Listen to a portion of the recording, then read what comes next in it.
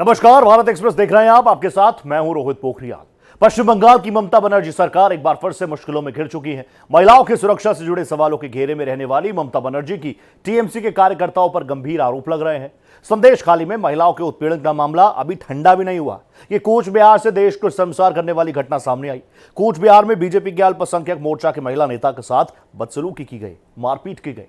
महिला नेता को कपड़े उतारकर घसीटा गया, उसकी बेरहमी से पिटाई की गई। बीजेपी ने इस मामले को लेकर ममता बनर्जी की टीएमसी के खिलाफ मोर्चा संभाल लिया। इसको लेकर पश्चिम बंगाल की सियासत भी सातवें आसमान पर है।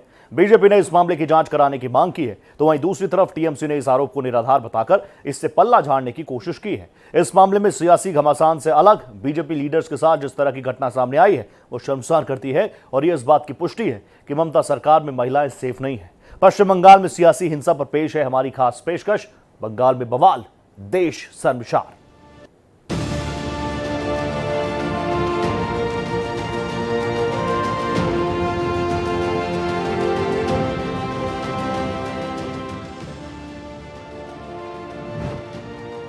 बेरहमी की हदें पार,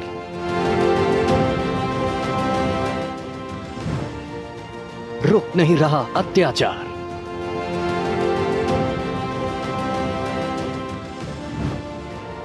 बंगाल की गरमाई सियासत,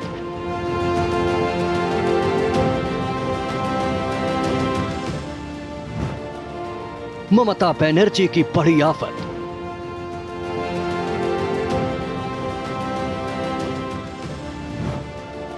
पीड़ित महिला की आप बीती,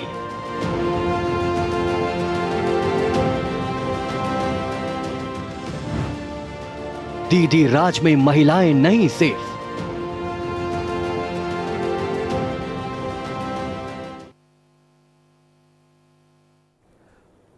पश्चिम बंगाल के कूच बिहार कांड ने ममता बनर्जी सरकार की एक बार फिर से कलई खोलकर रख दी।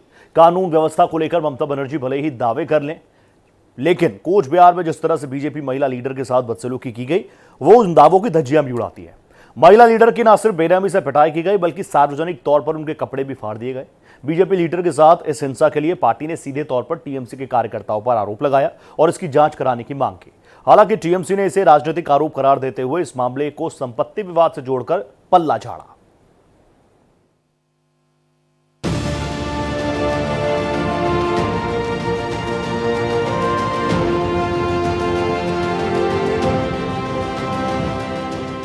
कूच बिहार कांड, सियासी घमासान। पश्चिम बंगाल में हिंसा और राजनीति एक दूसरे के पूरक हैं। जब भी पश्चिम बंगाल में राजनीति की बात होती है तो पहले वहां की सियासी हिंसा की चर्चा होती है। ये पहली बार नहीं है जब पश्चिम बंगाल में महिलाओं की सुरक्षा को लेकर ममता बनर्जी की सरकार फिर से घेरे में आई है। कूच बिहार जिले में एक बार फिर से एक महिला की बेरहमी से पिटाई हुई, और इस पिटाई ने एक बार फिर से ममता बनर्जी की टीएमसी कार्यकर्ताओं पर इसको लेकर गंभीर आरोप लगा दिए हैं। दरअसल जिस महिला की पिटाई हुई है वो राज्य बीजेपी अल्पसंख्यक मोर्चा की नेता है, और पार्टी नेताओं ने आरोप लगाया है कि ममता बनर्जी की टीएमसी के कार्यकर्ताओं ने इस घटना को अंजाम दिया है। पश्चिम बंगाल विधानसभा में विपक्ष के नेता शुभेंदु अधिकारी ने कहा कि उन्होंने इस घटना के बारे में राष्ट्रीय मानवाधिकार आयोग, राष्ट्रीय महिला और राष्ट्रीय अल्पसंख्यक आयोग को पत्र लिखकर इसकी जानकारी देते हुए उनसे जांच कराने का आग्रह किया। पीड़ित महिला नेता ने भी इन आरोपों की पुष्टि की है। पीड़ित महिला का कहना है कि तृणमूल कांग्रेस के गुंडों ने कहा कि वो मुझे बीजेपी के साथ जुड़े होने की सजा दे रहे हैं। हालांकि तृणमूल कांग्रेस के एक नेता ने आरोपों को निराधार बताकर खारिज कर दिया और कहा कि यह घटना संपत्ति के एक विवाद से जुड़ी है। उन्होंने कहा कि टीएमसी का इस घटना से कोई लेना देना नहीं है। आरोप निराधार और राजनीति से प्रेरित है। पुलिस घटना की जांच कर रही है। पुलिस का कहना है कि पीड़िता के जीजा ने घटना के समय पीड़िता की तस्वीर ली। पुलिस का आरोप है कि झूठी अफवाहों को फैलाने के लिए ऐसा किया गया था। पुलिस का कहना है कि पीड़िता के जीजा को गिरफ्तार कर लिया गया है और उसके फोन को भी जब्त कर लिया गया है। राष्ट्रीय महिला आयोग ने शुक्रवार को पश्चिम बंगाल बीजेपी महिला कार्यकर्ता पर कथित हमले का संज्ञान लिया और एक विस्तृत कार्रवाई रिपोर्ट की मांग की है। There is growing violence in many pockets of Bengal, particularly Kuch Bihar. I will immediately ask a report from the Chief Minister upon the authority vested in the governor under Article 167 of the Constitution. सबसे पीड़ादायक बात का अनुभव कूच बिहार में हुआ। लोगों को पीटा गया, महिला पंचों के साथ बदसलूकी की गई, उन्होंने अपनी अपनी बातें कही, लेकिन सबसे इंसल्टिंग है कि एक शेड्यूल्ड कास्ट की महिला कार्यकर्ता, उसका हम नाम नहीं ले सकते, उसके साथ बलात्कार करने की कोशिश की गई, उसको निवस्त्र किया गया, उसने तृणमूल के नेताओं का नाम बताया अपने गांव में, राखाल करके। कोई पुलिस ने कार्रवाई नहीं किया, FIR करने की। ये क्या मतलब है? आप किसी महिला के आंख भी देखेंगे तो ये ऑफेंस है। संदेश खाली कांड ममता बनर्जी की सरकार का सबसे बड़ा ब्लैक स्पॉट माना जा रहा है।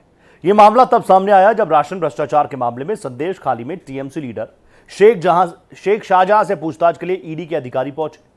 आपको याद होगा, इस कार्रवाई के खिलाफ संदेश खाली की महिलाओं के साथ उत्पीड़न का मामला आना शुरू हुआ। शेख शाहजहां सालों से वहां की महिलाओं के साथ अत्याचार कर रहा था, उनकी जमीनें हड़प रहा था। यह मामला राजभवन तक जा पहुंचा। राज्यपाल ने इस पर संज्ञान लेते हुए महिलाओं को न्याय दिलाने का आश्वासन दिया।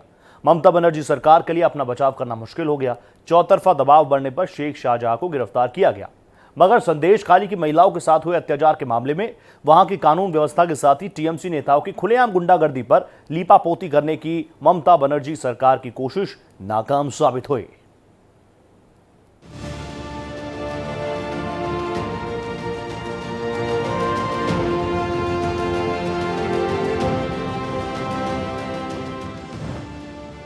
ममता राज में संदेश खाली कांड। संदेश खाली का पूरा मामला ईडी की कार्रवाई के बाद देश के सामने आया था।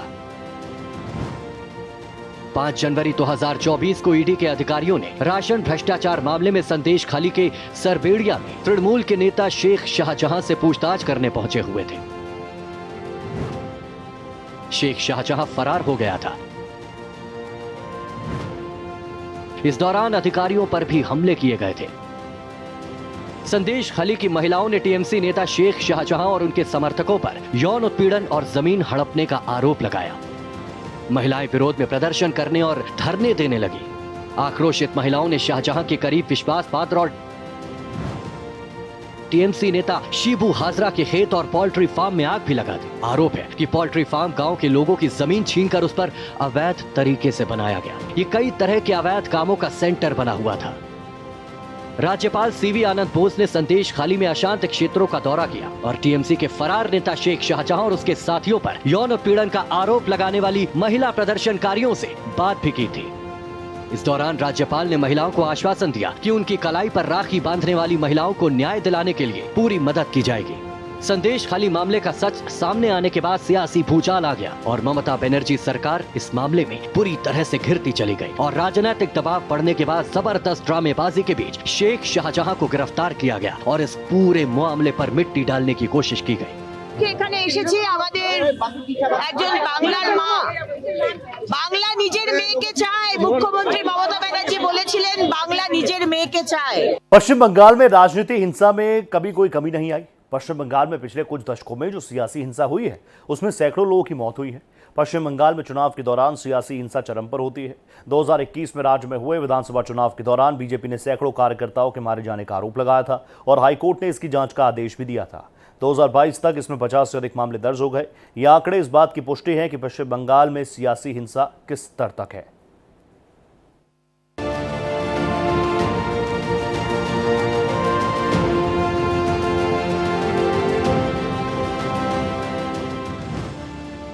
हिंसा का लंबा इतिहास। पश्चिम बंगाल में सत्ता बदली, सीपीएम की जगह टीएमसी की ममता बनर्जी ने गद्दी संभाली, लेकिन हिंसा की राजनीति नहीं थमी। नक्सली आंदोलन के उभार के समय यहां हिंसा चरम पर थी। वामपंथी शासन के दौरान 2003 में 70 और 2008 में 36 मौतें हुई थी। 1990 के दशक में सीपीएम कैडर और कांग्रेस कार्यकर्ताओं के बीच अक्सर झड़पें होती थी। बाद के दौर में सीपीएम कैडर और ममता बनर्जी के समर्थकों में राजनीतिक विवाद बढ़ने लगे। जनवरी 2002 में सीपीएम सदस्यों ने टीएमसी सहित विरोधी संगठनों की एक सभा पर हमला कर दिया था, जिसमें 11 लोग मारे गए थे। मेदिनीपुर में 2007 में सीपीएम और टीएमसी समर्थकों के बीच झड़प में 14 लोगों की मौत हुई थी। 2021 में गृह मंत्री अमित शाह ने दावा किया था कि 300 से ज्यादा बीजेपी कार्यकर्ता मारे गए। उन्होंने इन कथित राजनीतिक हत्याओं के लिए टीएमसी को जिम्मेदार ठहराया था। हालांकि टीएमसी ने इस आरोप का खंडन किया था। अगस्त 2021 में कलकत्ता हाईकोर्ट ने चुनाव के बाद हुई हिंसा की जांच के लिए सीबीआई को आदेश दिया। जनवरी 2022 तक केंद्रीय संगठन ने हत्या और यौन उत्पीड़न सहित 50 से ज्यादा मामले दर्ज किए। पश्चिम बंगाल में वामपंथी सरकार के दौरान वहां पर सियासी हिंसा की शुरुआत हुई। अलग अलग पार्टियों के कार्यकर्ताओं के बीच झड़पें आम सी बात रही। ममता बनर्जी की टीएमसी के सत्ता में आने के बाद इसमें कमी आने की उम्मीद की जा रही थी, मगर चुनाव बाद सियासी हिंसा की घटनाएं साल दर साल बढ़ती जा रही हैं। पश्चिम बंगाल में सियासी हिंसा के मामले में अव्वल राज्य बन चुका है और पिछले कुछ दशकों में इसमें हजारों लोगों की मौत भी हुई है। वहां पर सरकार के बदलने के बावजूद हिंसात्मक कार्रवाइयों में कोई कमी नहीं आती, इसीलिए सियासी घमासान हमेशा चरम पर रहता है।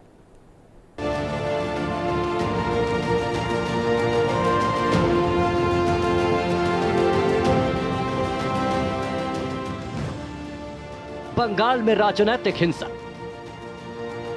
आजादी के बाद से बंगाल ने कई राजनीतिक दलों के नेतृत्व वाली सरकारें देखी हैं, जिनमें 2 दशकों से ज्यादा समय तक शासन करने वाली कांग्रेस और 3 दशकों से ज्यादा समय तक शासन करने वाली भारतीय कम्युनिस्ट पार्टी मार्क्सवादी के नेतृत्व वाला वाम मोर्चा शामिल है। फिलहाल राज्य में ममता बनर्जी के नेतृत्व वाली टीएमसी की सरकार है। इन सभी शासनों में राजनीतिक दलों के कार्यकर्ताओं के बीच, विशेषकर ग्रामीण क्षेत्रों में, हिंसक झड़पों की संस्कृति पिछले कुछ वर्षों में ही पनपी है। इन घटनाओं ने पश्चिम बंगाल में राजनीतिक हिंसा को सुर्खियों में ला दिया है। पश्चिम बंगाल में राजनीतिक हिंसा की शुरुआत नक्सल आंदोलन के साथ हुई। पश्चिम बंगाल में हिंसा का दौर 1960 के बाद शुरू हुआ। उसके बाद 1967 में राज्य में लेफ्ट पार्टी की सरकार आई, जो 2011 तक यानी 34 साल तक रही। आंकड़े के मुताबिक इन 34 वर्षों के दौरान राज्य में राजनीतिक हिंसा में 28,000 लोग मारे गए।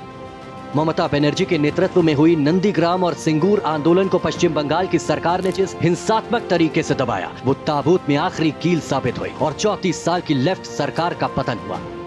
लोगों को उम्मीद जगी कि अब सरकार बदलने के बाद पश्चिम बंगाल में राजनीतिक हिंसा खत्म हो जाएगी, लेकिन ऐसा नहीं हुआ। पश्चिम बंगाल में हिंसा कम नहीं हुई। पहले ये चुनाव तक ही सीमित थी, मगर अब तो बिना किसी चुनाव के भी राजनीतिक कार्यकर्ताओं की हत्या और उन पर हमला आम बात हो चली है।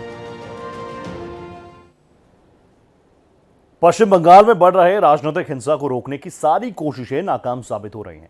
राज्य की सियासत की यह फितरत बन चुकी है। सत्ता बदली, शासन बदला, लेकिन यहां की हिंसात्मक तस्वीर नहीं बदली। ममता बनर्जी की सरकार भी इस मामले में नाकामयाब ही साबित हुई है। दूसरी पार्टी के नेताओं को प्रताड़ित करके पार्टी को कमजोर करना इनका मकसद हो चला है। टीएमसी कार्यकर्ताओं के बड़े मनोबल को देखते हुए बीजेपी ने राज्य स्तर पर पार्टी कार्यकर्ताओं को सुरक्षा देने के लिए एक टीम का गठन किया है और वो राज्य में होने वाले हिंसात्मक कार्रवाई की जांच करेगी। हिंसात्मक कार्रवाई को लेकर पिछले कुछ सालों से टीएमसी और बीजेपी के बीच घमासान तेज हुआ है और इसकी सियासत गहराती जा रही है।